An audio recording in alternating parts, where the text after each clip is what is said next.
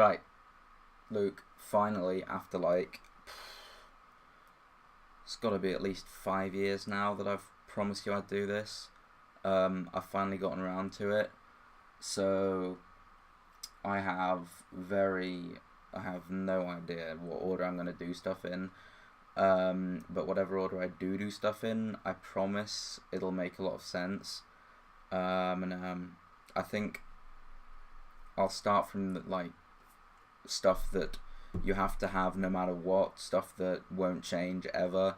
Then I'll move on to basic mechanics of the game, and it'll just sort of progress in a way that makes sense. And yeah, the whole purpose of this is so that because Wargaming have decided that new players can get fucked, that they have no help whatsoever, they don't explain anything, which is really dickish. But yeah, so I'll start off going over the settings that you should have. Oh, by the way, the UI, this is actually the worst UI you'll ever meet. Say you want to go to the tech tree, well, fuck yourself, it's going to take 5 hours to do anything. And then it lags. Start off with some basic settings.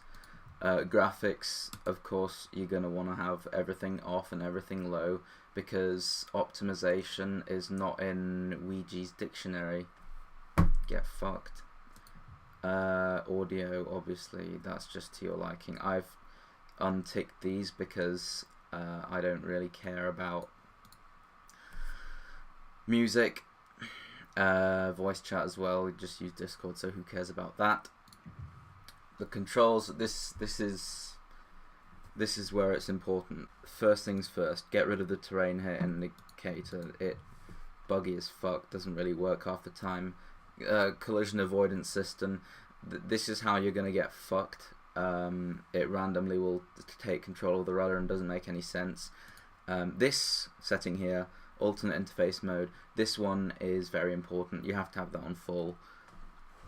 I have rotate minimap because figuring out what something is upside down on the screen, just it blows my mind and my small brain can't keep up.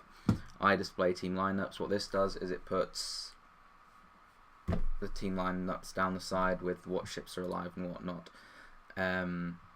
This one here, obviously, I mean, come on, I'm insulting your intelligence right now. I'm sorry. Damage indicator, very useful, definitely. Smoke, screen boundaries. It's based off the center of the ship, so if the center of your ship goes out, it's really useful. As for controls, some controls you might want to change when you're playing, if you ever decide to go full suicidal and play CV.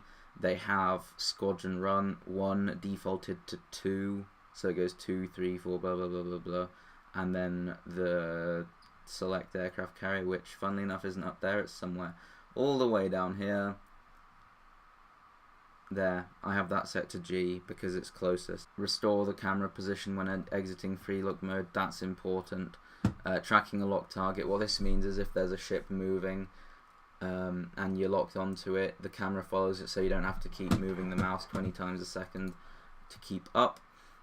There was another setting, yeah, automatically switch the camera between the gun mounts. This is really annoying. If you're in the camera view that's on top of a gun and you look behind the ship, it'll automatically switch you, which nah, I don't need that in my life, so I just have it bound to C so I can do that manually. This is really useful when you're peeking around an island and you want to know if you can shoot something. Forgot one thing, and that is, where is it? Here. Designate Target F3, because, you know, who the fuck wants to go function and then no one wants to do that. I have it bound to space, so I can just hit space and it calls target on someone. It's really useful. You should do it. Forgot again. You want to click on select crosshair, and then, jeez Louise, this is bright. Fuck me.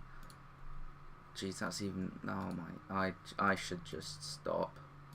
Good God. Instead of having static selected, you go to dynamic. That's just... yeah. So when I was piecing this bad boy together, I just realised that it's over 5 minutes, and that's fucking long. I'm sorry. I will make the rest of this stuff a lot more concise. Yeah.